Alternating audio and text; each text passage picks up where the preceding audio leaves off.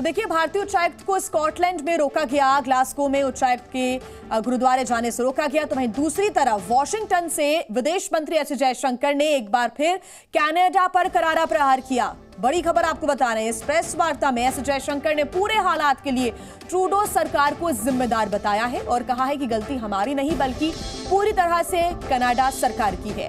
इस दौरान उन्होंने एक बार फिर से कनाडा को चुनौती दी है कि अगर उनके पास कोई सबूत है तो वो हमारे सामने लाए। विदेश मंत्री एक पत्रकार वार्ता के दौरान ये बातें कहते हुए नजर आए। अभी जो माहौल है ये ऐसा माहौल है जहां हमारे राजदूतावास, वहाँ हमारे उच्चायुक्त खुद, हमारे कॉन्सुलेट्स जो हैं वहाँ वो एक किस्म से उन पे ये दबाव है, उनके खिलाफ जो है हिंसा का प्रचार कर हो रहा है। हर देश जो है उसकी जिम्मेदारी होती है कि जो वहाँ जो राजदूत और राजदूतावास में जो काम करते हैं कि उनको काम करने के लिए सुविधा दिया जाए और सुरक्षा दिया जाए। तो आप इसको द्विपक्षीय नहीं बनाई, ये माहौल भारत में नहीं है। तो इसमें ऐसा माने ये नहीं है कि उनका भी कसूर है, हमारा भी कसूर है। अभी जो भी हो रहा है, जो बिलबोर्ड्स हैं, जो सोशल मीडिया पोस्टिंग जो हो रहे हैं, जो प्रदर्शन जो हो रहे हैं, जो धमकी जो दिए जा रही है, वो कनाडा में। तो उनको जो है अपने यहाँ जो कार्रवाई करनी चाहिए उनको करनी चाहिए।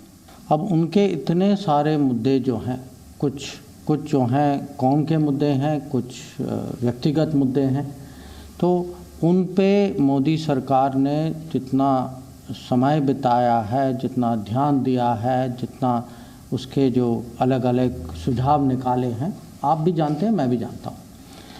अब जो हुआ है और अभी जो चर्चा जो हो रही है, ये जो है मैं नहीं मानता कि एक किस्म से पूरे कम्युनिटी के रिप्रेजेंटेटिव इश्यूज हैं। ये जो अभी जो आतंकवाद की बात करते हैं, जो अलगावादी लोग जो हैं, जो हिंसा माने जिनके तर्कों में ये हिंसा की बात आती है, तो मुझे लगता है कि ये बहुत एक माने छोटी सी माइनॉरिटी है और उनके लिए जो है, जो हमारी सरकार, जो यहाँ की सरकार, कनाडा की सरकार, उनको माने एक किस्म से निष्पक्ष तरीके से देखना चाहिए और जो उनका जो रिस्पांस होगा वो होगा। और ज्यादा जानकारी के साथ हमारे साथ जुड़ गए जी मीडिया संवाददाता प्रणय उपाध्याय। प्रणय, एस जयशंकर ने एक तरफ तो जहां कनाडा को करारा जवाब दिया है, तो वहीं अमेरिका को नसीहत भी दी है। इसके बारे में आपसे सवाल करूंगी, लेकिन उसके पहले सुबह सुबह एक खबर विजुअल्स के साथ आती है कि ब्रिटेन में ग्लासगो में गुरुद्वारे जाने से रोक दिया गया भारतीय उच्चायुक्त को। इसको खालिस्तानियों की सीधे तौर पर बौखलाहट के रूप में भी देखा जा सकता है।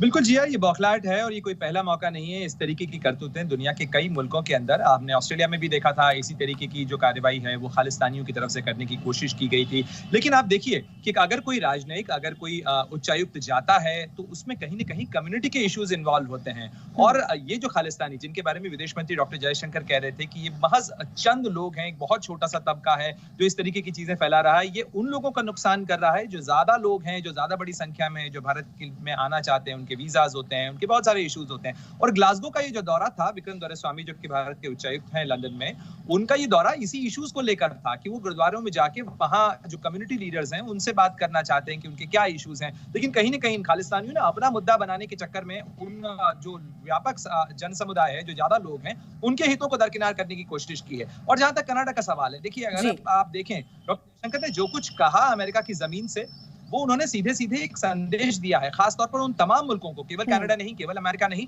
बल्कि दुनिया के उन तमाम मुल्कों में जहां इस तरीके के खालिस्तानी तत्वों को राजनीतिक स्वतंत्रता या अभिव्यक्ति की स्वतंत्रता के नाम पर इस तरीके से पनाह दी जा रही है कि भारत के खिलाफ अलगाववादी और आतंकी और हिंसात्मक सोच को आगे एक बात और सीधे तौर पर देखने को मिल रही है जो एस जयशंकर ने पत्रकार वार्ता के दौरान कही है, वो ये कि एक तरफ तो कनाडा के जो प्रधानमंत्री हैं वो कंफ्यूज नजर आ रहे हैं, कनाडा की सरकार कंफ्यूज है, लेकिन भारतीय सरकार सीधे तौर पर स्पष्ट रूप से अपनी बातें रख रही है और एस जयशंकर ने इन बातों को जाया किया है। उन्होंने कहा है कि सबूत हो तो वो हमारे सामने रखें, हम विचार करेंगे। झूठे अनर्गल आरोप लगाना क्या ये सही है? और अमेरिका को कहा है कि अगर कोई और आपके ऊपर ऐसे आरोप लगाता तो आपका क्या रिएक्शन होता? सीधा सीधा यहां पर स्ट्रेट फॉरवर्ड जयशंकर सामने आते हुए नजर आए। बिल्कुल जी। और अगर आप देखें, इसके दो पहलू हैं। पहली बात तो ये है कि कनाडा, क्योंकि जो आरोप लगाता है, आरोपों को साबित करने या उसके लिए जरूरी तथ्य देने की जो जिम्मेदारी होती है, जो ओनस होता है, वो उसी व्यक्ति पे होता है जो कि वादी होता है, जो आरोप लगा रहा है। इसके अंदर कनाडा के प्रधानमंत्री को आज 10 दिन से ज्यादा का वक्त हो चुका है। उन्होंने अपनी कनाडा की संसद के अंदर खड़े होकर जो आरोप लगाए थे, कनाडा की सरकार आज दुनिया के मंच पर उससे जुड़ा कोई भी सबूत, जिसे ठोस सबूत कहा जा सकता है, वो सामने नहीं रखा है। आप देखिए कि भारत का रुख इसमें बिल्कुल स्पष्ट है। भारत ने ये कहा कि अगर आपके पास ऐसी कोई चीज है तो आप दीजिए, साझा कीजिए, हम इसके ऊपर विचार करेंगे, क्या कार्रवाई की जा सकती है वो देखेंगे। लेकिन अभी तक कनाडा की तरफ से न कुछ साफ किया गया है, न कुछ सामने रखा गया है। जहां तक अमेरिका या दुनिया के पश्चिमी मुल्कों का सवाल है, इसका इतिहास बताता है कि किस तरीके से उन्होंने दुनिया के अन्य मुल्कों के अंदर अपने खिलाफ कार्रवाई करने वालों के खिलाफ क्या कुछ कार्रवाई की है। इसको बताने की जरूरत नहीं है, ये पूरी दुनिया जानती है। लेकिन इस पूरे मामले के अंदर दो अलग अलग पहलुओं से इसको समझने की जरूरत है। भारत ने ना तो ये कुछ किया है, हरदीप सिंह निज्जर की हत्या को लेकर इस मामले में जांच कनाडा में लंबित है। कनाडा की पुलिस ने अभी तक जांच पूरी नहीं की है, न कोई सबूत सामने आया है। और ऐसे में कनाडा अगर आरोप लगाया तो उसका सबूत साबित करने की जिम्मेदारी भी उन्हीं की है। ठीक प्रणय, बहुत शुक्रिया आपका तमाम जानकारी के लिए। तो वहीं देखिए, विदेश मंत्री एस जयशंकर ने अमेरिका पर भी निशाना साधा है। उन्होंने ये साफ शब्दों में कहा है कि अभिव्यक्ति की आजादी पर कोई भी देश भारत को ज्ञान ना दे। यही नहीं, विदेश मंत्री ने अमेरिका को आईना दिखाते हुए पूछा कि भारत के साथ जो हो रहा है वही अगर दूसरे देश के साथ होता तो वो देश क्या करता। ये सीधे तौर पर विदेश मंत्री ने सवाल पूछा है, साथ ही अमेरिका पर भी निशाना साधते हुए आईना दिखाया। आप सुनिए उन्होंने क्या कहा। We don't need to learn from other people what freedom of speech is about. But we can tell people this: we don't think freedom of speech extends to incitement to violence. That to us is misuse of freedom. It's not a defense of freedom. And I always ask people one question: how would you react if you were in my shoes? If it was your diplomats, your embassies, your people, what would be your reaction? Z News.